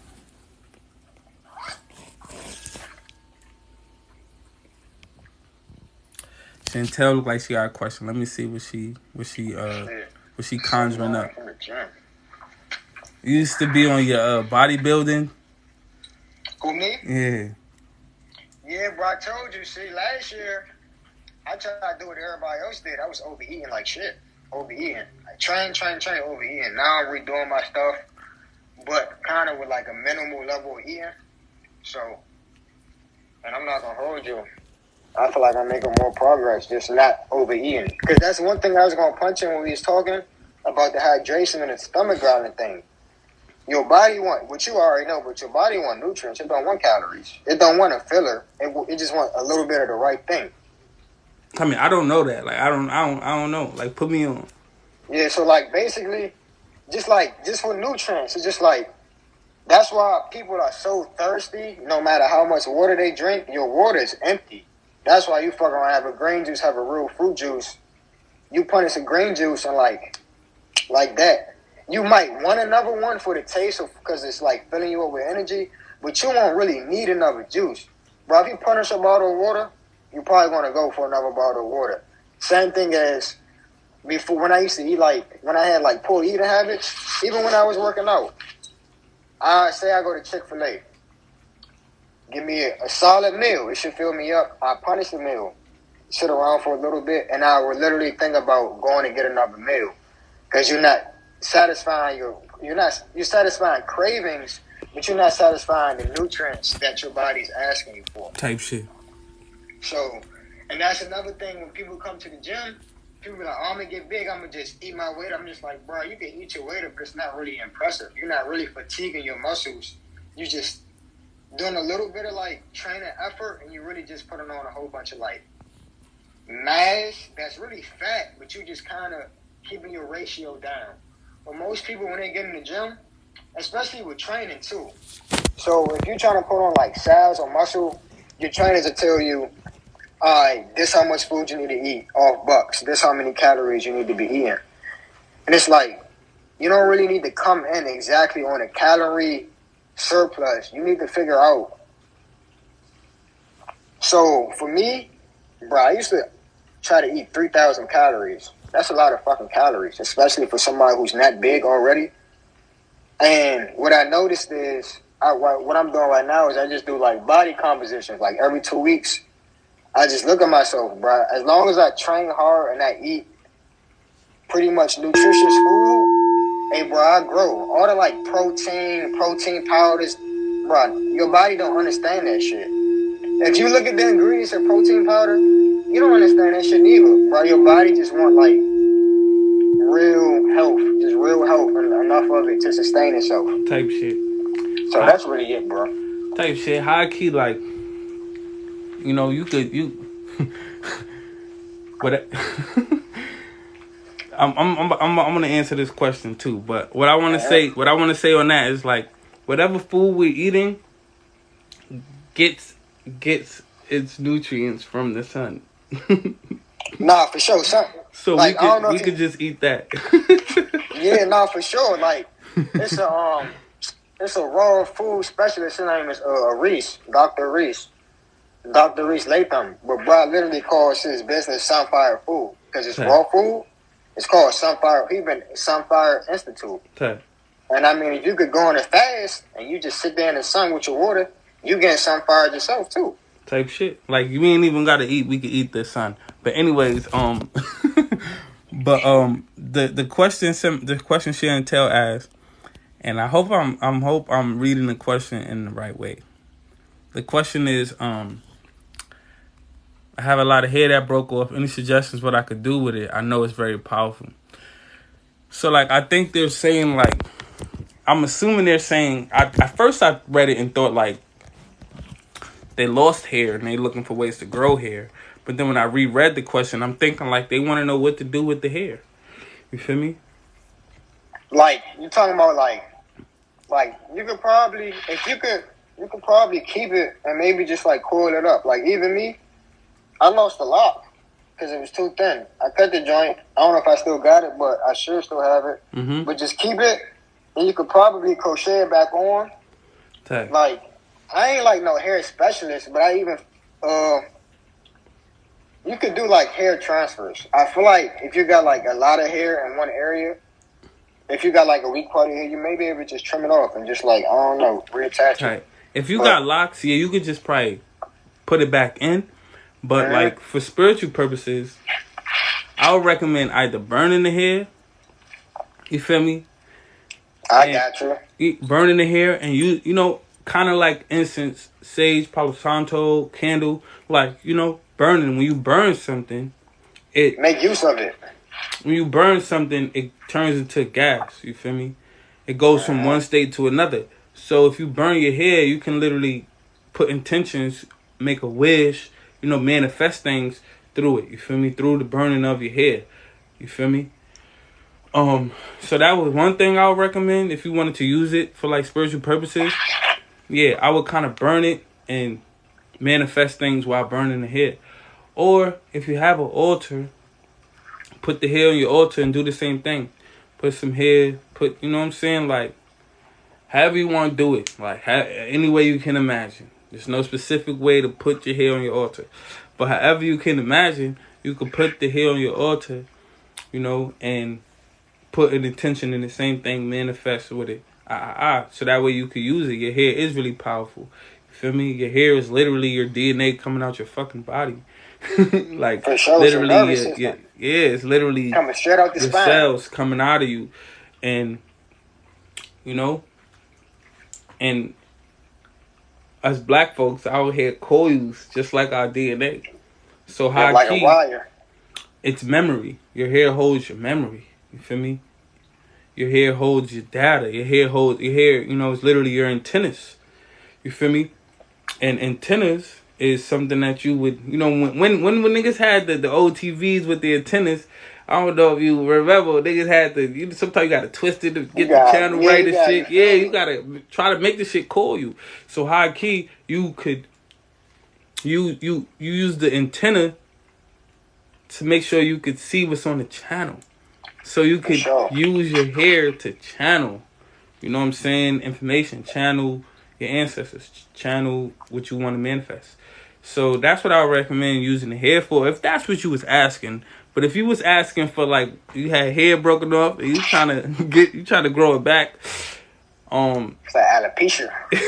I was, this nettle, and I know somebody specifically that heals alopecia with natural products. And if you want their information, just DM me and I got you on that. Or if you need your hair to be stronger from stop breaking off, then holler at me, DM me, and I'll send you the information and you can get some of their products. Their daughter had alopecia, and because of that, they was going to every doctor and failure after failure from doctor to doctor, meds and all the creams and all the shit. And they decided to make their own hair products holistically and heal their daughter's alopecia naturally by themselves and didn't need the doctors anymore. And now the daughter hair look like, they look long. It's just Nah, I feel you. The body, they let the body do what it was trying to do. Type shit. So yeah, hopefully that answered your question, Chantel. Okay, yeah. So yeah, I think she said that answered the question. That's a bet. But shit, I'm gonna go ahead and get out of this joint, bro. I've been in the gym for maybe 30. But this shit was important though. I was more so waiting for this than the workout. The workout personal. I can make that shit happen whenever. Type shit. No doubt. So yeah, we could tap in on the moon days.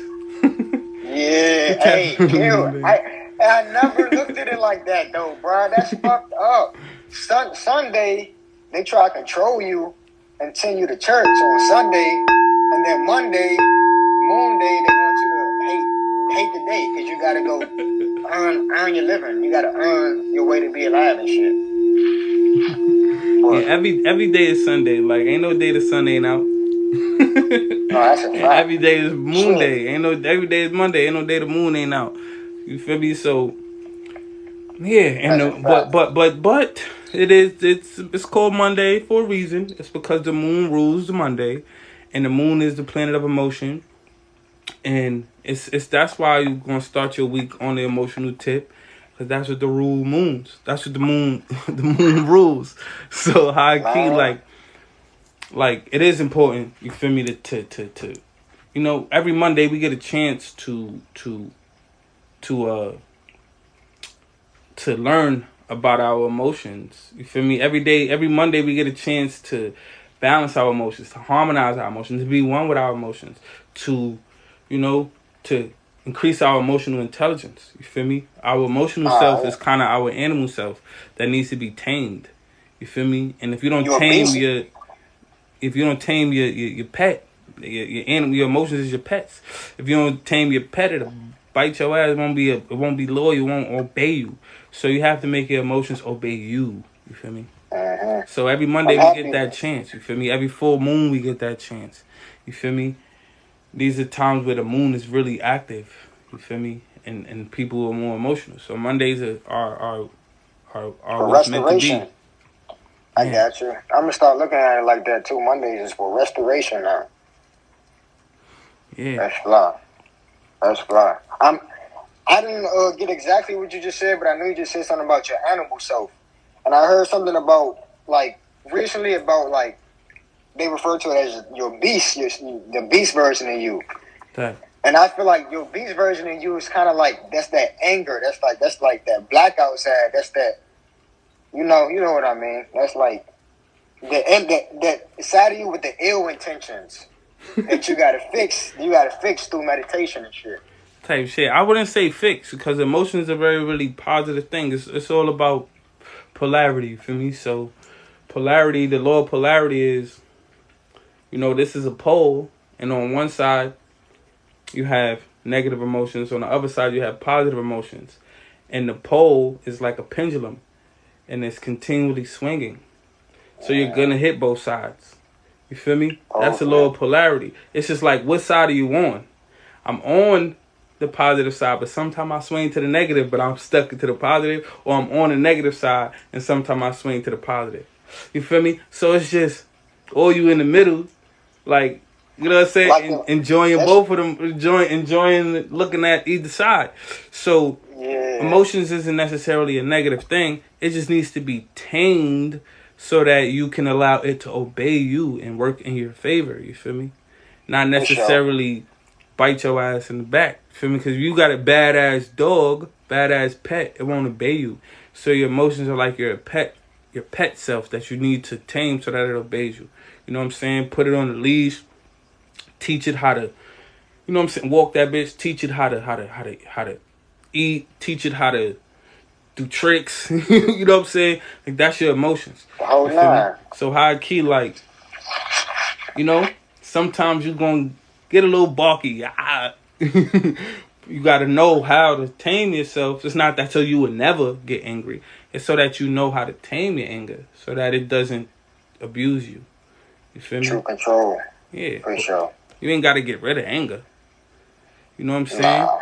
That's you gotta be able to summon it in the proper use. Yeah, you gotta be able to summon it when it's time, because if somebody's trying to hurt you and harm you, and you trying to stay peaceful and calm, and it's life or death, you gotta do what you gotta do. So you gotta train yourself so that you're able to act on the proper emotions for each situation. With that being said, before we get out of here, let's bang this singing sound bowl. Oh yeah, for sure. On the way out. Let's bang this singing sound bowl on the ways out. Let's get it. Send the sermon off.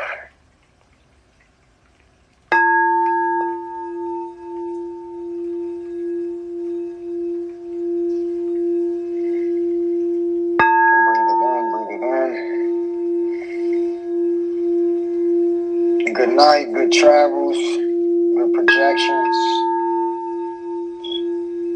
good intentions, good space, good environment, good relationships. Everything bless. Everything bliss. I don't like saying less, so I like to say bliss. Everything bliss.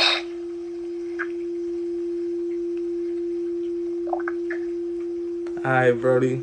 Nice vibing with you. One. I'm gonna chop it up with you tomorrow. We're gonna touch base. Yeah, I see you. Alright, peace. You gonna save? You saving it, right? Yeah. Hell yeah. I don't know if I can post it on my story on my page, but hopefully. But either way, for sure. Yeah, I see about sending it to you somehow. Alright, that's a bet, brother, man. Alright. One.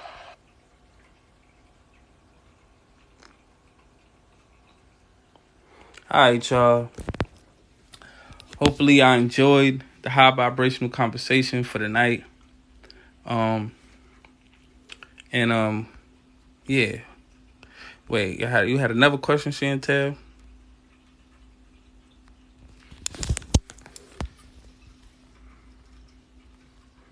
How do you know if you're following the right things? Oh, let me get to that. All right. So like, because our ancestors practice so many different things. So first of all, like you have your own, you have your own mind. The universe is mental. I don't know if you were here for that part, but that's the first law of the universe. I'm answering Sharit this question. How do you know if you're following the right things? Because our ancestors practice so many different things. So, yeah, you have your own mind. And the first law of the universe is mental. And most of the time, if you think something, if you feel a hunch, you feel some type of intuitiveness to whatever's going on, that's your ancestors speaking to you. And one of the laws of the universe is there's no law of the universe that's right or wrong. Like, there's no such thing as right or wrong. So right or wrong is up to you. You know, it's you. Whatever you feel like is right is for you. Whatever you feel like is wrong is for you. What I want to say, though, is that, like, when you are feeling intuition or feeling like something's speaking to you, feeling your ancestors speaking to you, giving you downloads, channels, or information, or speaking through you, you don't know. I feel like what you're saying is, like, how do you know that it's an ancestor that you could trust? Because high key, it's like that. It's like that. You don't know if it's an ancestor who's stuck and they troubled and they coming to share their troubles with you. They coming to leech off you. You don't know. You feel me? So like, how do you know? I don't know how to answer how do you know, but I know what you can do. This tactics you can take so that you're not following the wrong thing. And one of the things you can do is speak to your ancestors and demand and tell them to keep the wrong things away from me. Tell your ancestors, only reveal yourself in my life. Here's the words. Here's the words. While you're pouring libations, while you're burning ancestor money, while you're burning your candles, the intentions you can say out loud or in your mind, but power of sound is important. So if you could speak these words while you're doing your ancestor work, say the words, this is for my ancestors, known and unknown, named and unnamed, so that whatever ancestors are in you and working through you, this is for my ancestors, known and unknown, named and unnamed. I demand that you reveal yourself in my life only to help me and stay away if you're going to cause any harm. Ashe. And then start to say your prayers, your manifestations, focus on your intentions and stuff like that. Continue with your ritual. But high key, that's something you can say before you go to sleep. Because when you sleep is a ritual. Your dreams are a ritual. That you're doing ancestor work when you go to sleep. So you can say that. That's probably one of the most powerful times to say affirmations. Right before you go to sleep, you program yourself to get ready to go off into the astral realm where your ancestors are with you.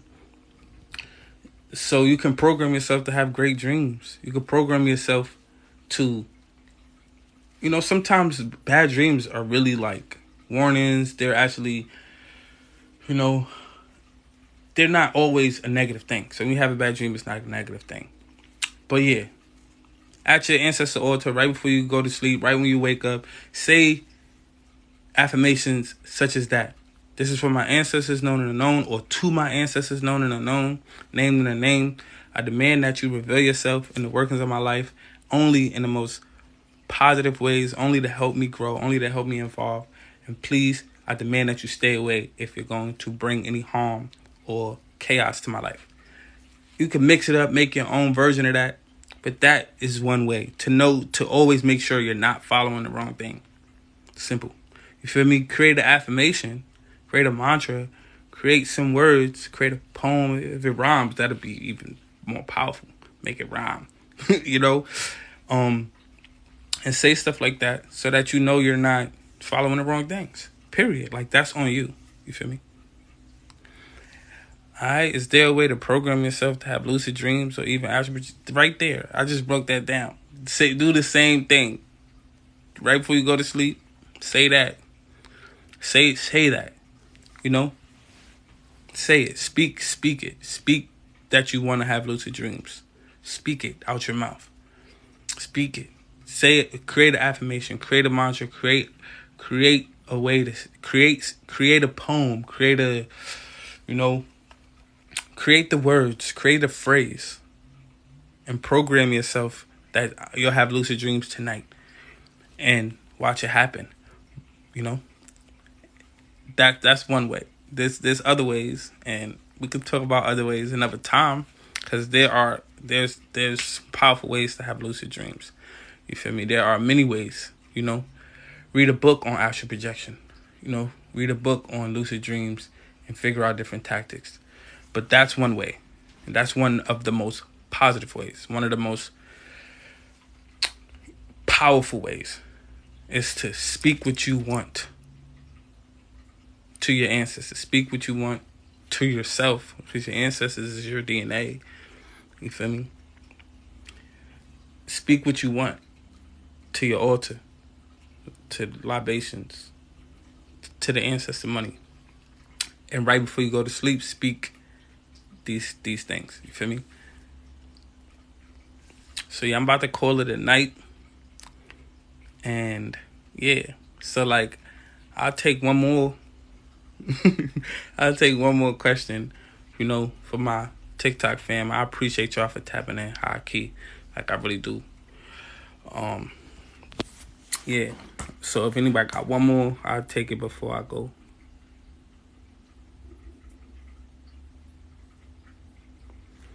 I like 5. I like that. I thank you 5 your energy instead of 4. I like that. You might have misspelled it, but I like that. I thank you 5 your energy instead of 4. You feel me? Because 5 is 5 represents the crown. How do you know if someone is astral projecting in your dreams? I'm not laughing at you, by the way. I'm just laughing because that's pretty funny. Like if someone's astral projecting in your dreams, like to your dreams. I don't know. I don't know how to tell if somebody else is astral projecting into your dreams. But I think that the only way someone would be able to do that is if you gave them permission. So like I'm not sure if I'm not sure. I wish I could answer that. But I don't I'm not sure if someone is able to astral project in your dream, and come see you in your dreams. But yeah, someone that is a possibility. That is a possibility. So like someone could be trying to communicate with you and astral projecting to see you in your dreams is a perfect way for them to do that. I'm not sure how would you be able to tell. I mean, if you see them in your dreams, then that's probably enough to say it. But who would be astral projecting in your dreams? Who? Like who? Like one of your friends, or, a relative, an ancestor, type shit. I'm not sure. Because you can astral. Now that I'm thinking about it, like you could definitely tap into astral projecting, visit somebody in their dreams. High key. To have a lucid dream, do I have to clear intentions, or can I just be in that bitch? Yeah, you could just. I mean, it would be best to clear your intentions before doing anything. To purify your intentions, or to just have clear intentions. It'd be best to have clear intentions, but no, you could just dream it out. So here's another way to have lucid dreams. And I hope everyone is of age on this. Yeah. So one surefire way, which I don't necessarily recommend, unless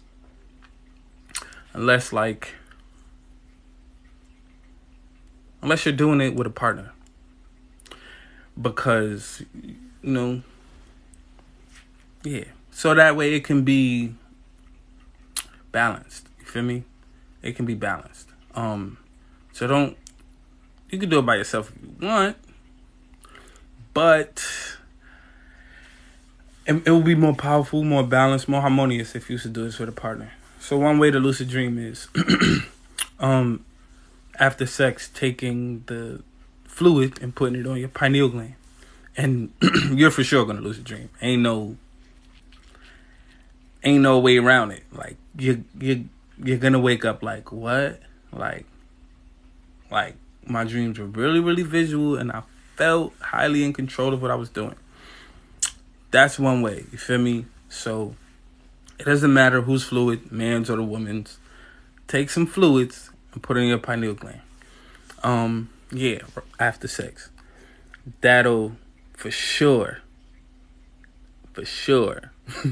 make you lucid dream. For sure. Ain't no way around it. Like, ain't no way around that one. You feel me? Like, you're like, whatever powers are inside of the fluids, it's really powerful. That's your DNA's in your fluids.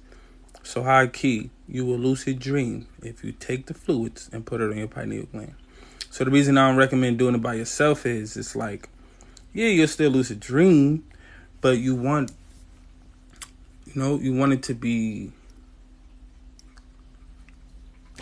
harmonious. So to have a partner there would allow, when we come together, when you are having sex with someone else, you sharing electromagnetic energy. You feel me? So one person is bringing the electric energy, one person is bringing the magnetic energy. So when you share fluids after, it's full electromagnetic energy. But when you're by yourself,